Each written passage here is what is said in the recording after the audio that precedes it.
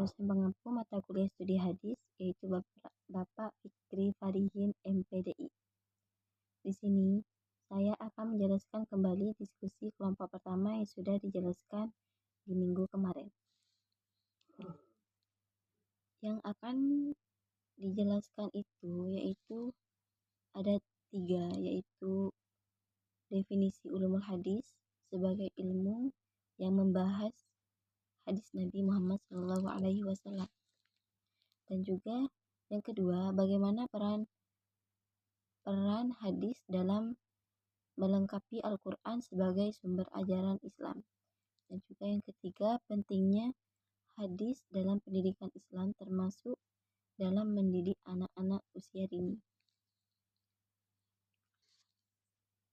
Yang pertama, saya akan menjelaskan tentang ulumul hadis sebagai ilmu yang membahas hadis Nabi Muhammad SAW. Ulumul hadis itu terdiri dari 2 kata, yaitu ulum dan al-hadis. Ulum itu berasal dari bahasa Arab yang berarti bentuk jamak dari ilmu itu adalah ilmu-ilmu, yang berarti ilmu-ilmu. Sedangkan al-hadis itu di kalangan ulama segala sesuatu yang disandarkan kepada Nabi Muhammad SAW dari perbuatan, perkataan, dan takrir dan sifat-sifatnya.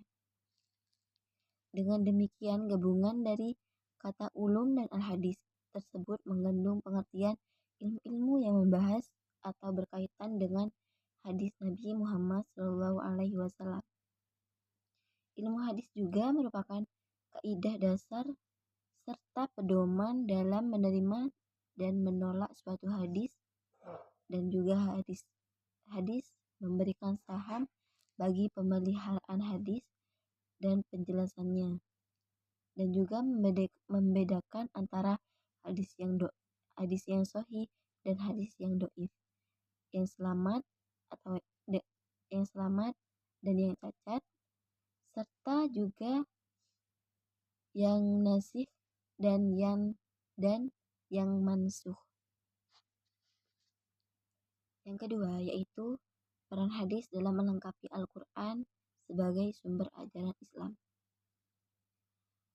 Al-Quran dan hadis memiliki peran sentral dalam kehidupan umat Islam sebagai sumber ajaran Islam, yaitu memiliki peran sebagai moralitas dan etika ke-1, dan yang kedua memiliki peran hukum dan keadilan, dan juga yang ketiga ilmu pengetahuan dan pendidikan, dan juga yang keempat seni dan kebudayaan, dan juga yang kelima yaitu sistem sosial dan ekonomi, dan yang terakhir yaitu yang keenam pengembangan arsitektur dan teknologi.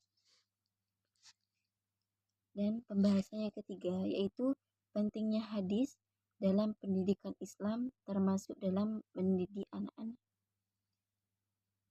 Dasar pendidikan Islam itu adalah Islam dengan segala ajarannya yang tertuang dalam Al-Quran dan Sunnah Rasulullah SAW sebagai pedoman Al-Quran, dan tidak ada keraguan padanya, terpelihara kesucian dan kebenarannya juga.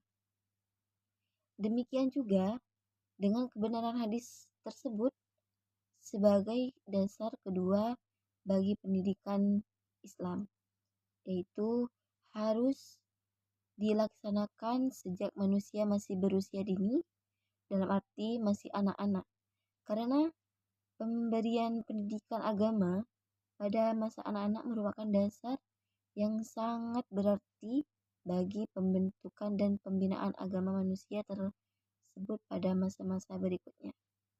Sekian dari saya. Terima kasih. Wassalamualaikum warahmatullahi wabarakatuh.